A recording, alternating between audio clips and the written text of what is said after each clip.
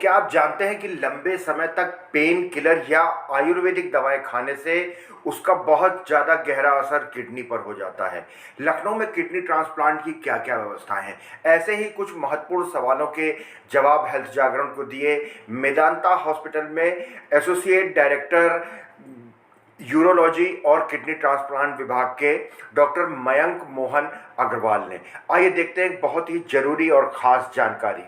Sir, health जागरण में आपका बहुत बहुत स्वागत है। धन्यवाद। आज मेदांता अस्पताल ने IMA भवन में एक CME का आयोजन किया है। सर, किडनी ट्रांसप्लांट को लेकर के लोगों के मन में बड़ी सारी शंकाएं हैं जी। तो आपसे मुलाकात हुई तो हमने कहा ये शंकाएं दूर कर दी। जी बिल्कुल।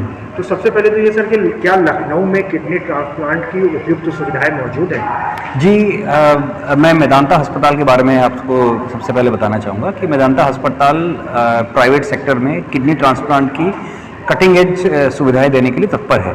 जो मेदांता गुड़गांव में है, जो डॉक्टर नरेश त्रियान का ब्रेन चाइल्ड है और उन्होंने उसको आगे बढ़ाया, उनकी एक हमेशा से वो इच्छा रही है कि अच्छी क्वालिटी की, बेहतरीन क्वालिटी की, वर्ल्ड लेवल की सुविधाएं दी जाएं और मरीज़ को उसके हिसाब से बहुत ज़्यादा पैसा ना खर्च करना पड़े। तो अच्छे प्राइस रेंज में बहुत अच्छी विश्व स्तरीय मेडिकल सुविधाएं दी जाएं, ये उनका हमेशा से ड्रीम रहा है और उन्होंने पूरा किया भी है। तो इसी ड्रीम को पूरा करते हुए मेदांता लखनऊ भी उसी पाथ पे चल रहा है और मेदांता लखनऊ में किडनी ट्रांसप्लांट की उपयुक्त सुविधाएँ अवेलेबल हैं, जिसमें कि एक्चुअली जो किडनी ट्रांसप्लांट होता है वो सिर्फ एक सर्जन और एक नेफ्रोलॉजिस्ट के बीच की वो सिचुएशन नहीं होती है।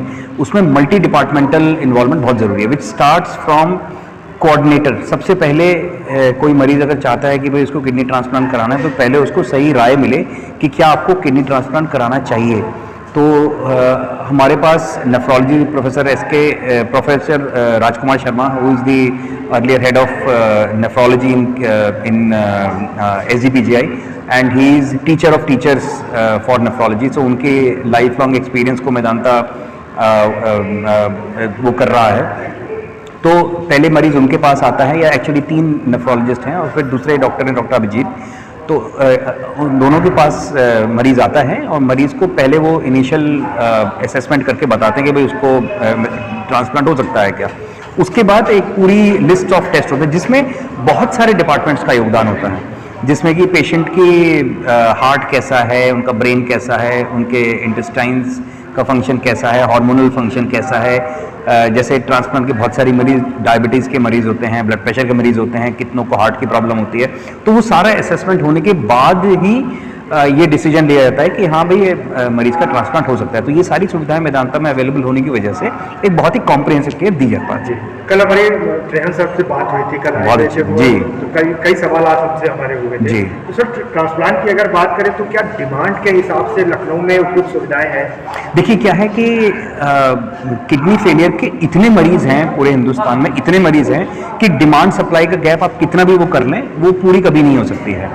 मेदांता के ऊपर दबाव भी बहुत होगा। जी बिल्कुल, बहुत सारे पेशेंट्स आते हैं और हमें, क्योंकि करंटली देखिए हम अभी सिर्फ लाइव रिलेटेड किडनी ट्रांसप्लांट कर रहे हैं, जिसमें कि भाई बहन, पत्नी, माता पिता या बच्चे, उनका ही किडनी दान किया जा सकता है। और भी इंडिकेशंस होते हैं जैसे कि कजिन्स हैं या फ्रेंड हैं, तो वो अभी हम मेदांता लखनऊ में नहीं कर रहे हैं for legal and other reasons. So दबाव तो हमेशा बना है, लेकिन उसको बहुत अच्छी तरह से डॉक्टर शर्मा क्या योजनाएं हैं कि आगे दबाव? देखिए उसमें दबाव कम करने के लिए एक ही है कि इंफ्रास्ट्रक्चर और बढ़ाया जा रहा है। मेदांता लखनऊ का पूरा इंफ्रास्ट्रक्चर 1000 बेड का है, जिसमें से लगभग अभी आधी कैपेसिटी पे ही काम कर रहे हैं। और मैं देख रहा हूँ कि जो ये कैपेसिटी बढ़ाई जा रही है, जैसे अभी 10 ऑपरेशन थिएटर फुल्ली फंक्शनल हैं एक पर्टिकुलर लेवल पे, और भी थिएटर्स हैं लेकिन जो मेन थिएटर्स हैं वो फुल्ली फंक्शनल हैं।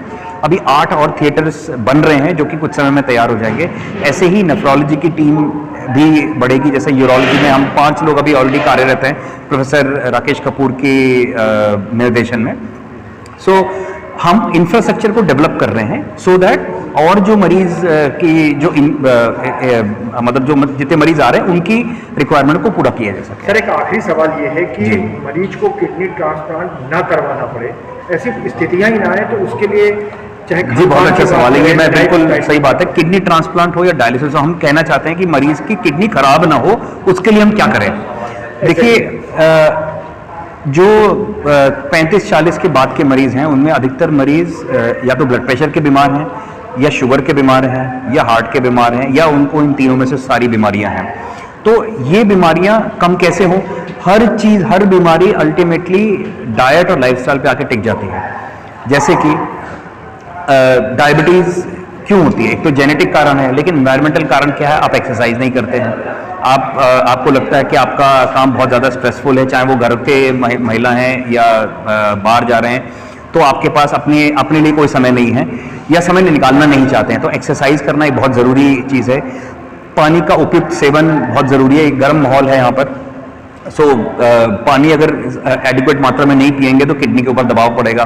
तीसरी बात है कि आप डाइट अच्छी नहीं खाएंगे, फास्ट फूड का बहुत चलन हो गया है, आप नमक बहुत ज़्यादा खाते हैं।